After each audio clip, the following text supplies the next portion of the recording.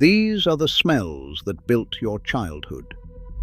Coal smoke, lavender talc, furniture polish, mothballs, and a Sunday roast drifting through the house long before you ever sat down to eat.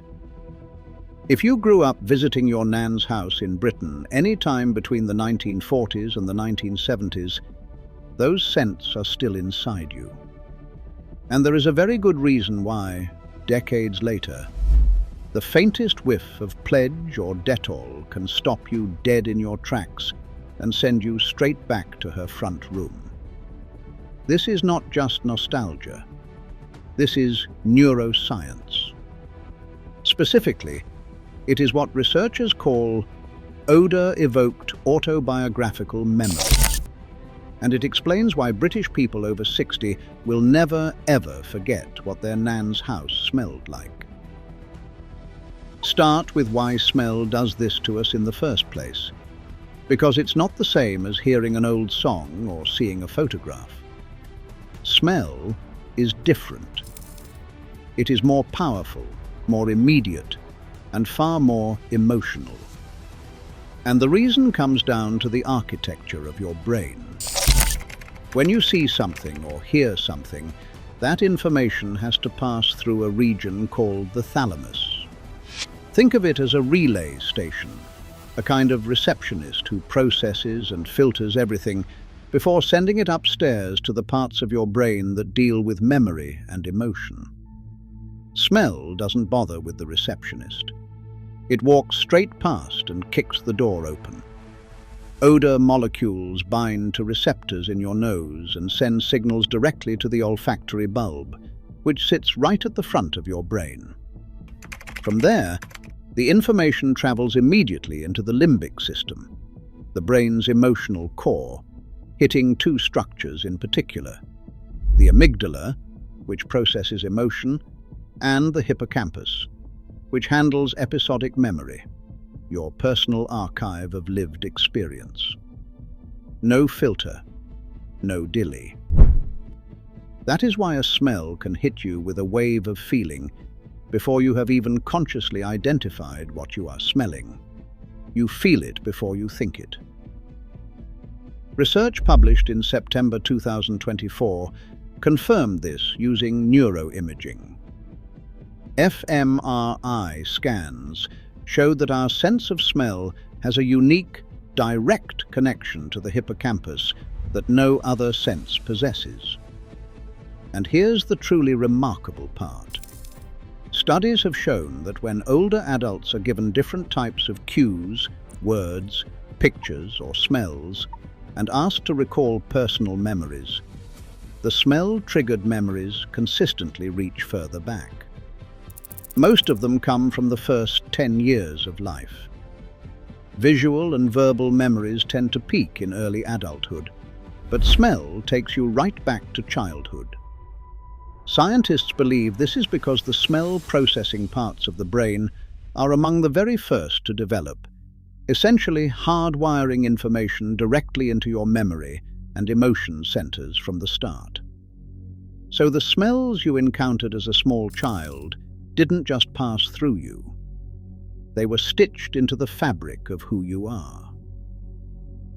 The French writer Marcel Proust described this phenomenon over 100 years ago, when he wrote about dipping a Madeleine cake into a cup of tea and being overwhelmed by a childhood episodic memory so vivid it felt like time travel. Scientists now call it the Proust Effect, a form of involuntary autobiographical memory, where a sensory trigger unlocks the past without any conscious effort to retrieve it. And for millions of British people, their Madeleine is the smell of their nan's house. So let's walk through that front door. The first thing that hit you, before you even got your coat off, was the coal fire. That thick, warm, slightly sulphurous smell that seemed to live in the walls, the curtains, the carpets, everything. In 1942, 78% of British households were using coal to heat their living rooms. Only 15% used gas. 3% used oil. And when people were asked what they would choose if they could have anything, 73% said they wanted to keep the open coal fire. Not because it was efficient. It wasn't.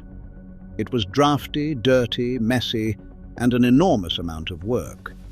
But because it had what one survey beautifully described as coal feelings: cheerful, homely, comforting. George Orwell captured it perfectly in December 1945, when he wrote, in his Tribune column As I Please, that for a room that is to be lived in, only a coal fire will do. He painted a picture of Dad reading the evening paper on one side, Mum knitting on the other, the children on the hearthrug playing snakes and ladders, and the dog roasting himself against the fender. It is a comely pattern, he wrote, a good background to one's memories. That comely pattern came at a cost, though. The Great Smog of London in December 1952 occurred when coal smoke combined with freezing weather and windless conditions to create a blanket of toxic air that killed between 10,000 and 12,000 people. Undertakers ran out of coffins. Florists ran out of bouquets. Deaths from bronchitis and pneumonia increased sevenfold. And in London's East End, the death rate climbed ninefold. Among the dead was Charles Herbert Lightoller, a man who had survived both the sinking of the Titanic and the waters off Dunkirk, only to be taken by the air inside his own city. The Clean Air Act followed in 1956, and slowly, reluctantly, Britain began to let go of its coal fires. But the smell lingered. In memory, it always lingers. Then there was the lavender, Yardley's English lavender, to be specific. The company had been trading since 1770, and the English lavender fragrance launched in 1873. But by the mid-20th century, it was practically the official scent of British grandmothers. The talcum powder, the soap, the little sachets tucked into drawers. One person recalled that when they think of childhood memories, it is the smell of Yardley London lavender talcum powder that comes flooding back before anything else. It was everywhere, on her hands when she held yours, on the towels in the bathroom, on the pillowcase if you ever stayed the night. Underneath everything, there were the mothballs. That sharp, acrid, unmistakable smell that hit you when she opened the wardrobe or pulled a blanket from the airing cupboard. Those little white crystalline balls contained naphthalene or paradichlorobenzene, chemicals that vaporized at room temperature and killed moths, their eggs, and their larvae. They were also, as we now know, highly toxic. Naphthalene is extremely flammable, and paradichlorobenzene is a known carcinogen, which is why they were banned across the EU in 2008. But before that, they sat in virtually every home. People did not know the risks. What they knew was that moths would eat your good wool coat and mothballs stopped them. Nearly all of us can recall that horrible smell at some point, and horrible as it was, it is inseparable from the memory of being small, and being safe, and being at Nan's. The furniture polish came next. Mansion polish, which had been going since 1912, made by the Chiswick Polish Company in London, or Pledge, made by S.C. Johnson, which arrived in 1958. That waxy, lemon-scented smell meant someone had been at the sideboard with a duster. The smell of a home that was looked after, of standards being maintained, of pride in modest things. Threading through all of it was the Sunday roast. That tradition reaches back to the Industrial Revolution, when families would put a joint of meat in the oven before heading off to church, adding potatoes and turnips and parsnips, so that when they returned, dinner was already waiting. The smell of roasting beef or chicken would fill the entire house for hours. In a 2012 poll, the Sunday roast ranked second in a list of things people love most about Britain, and for good reason.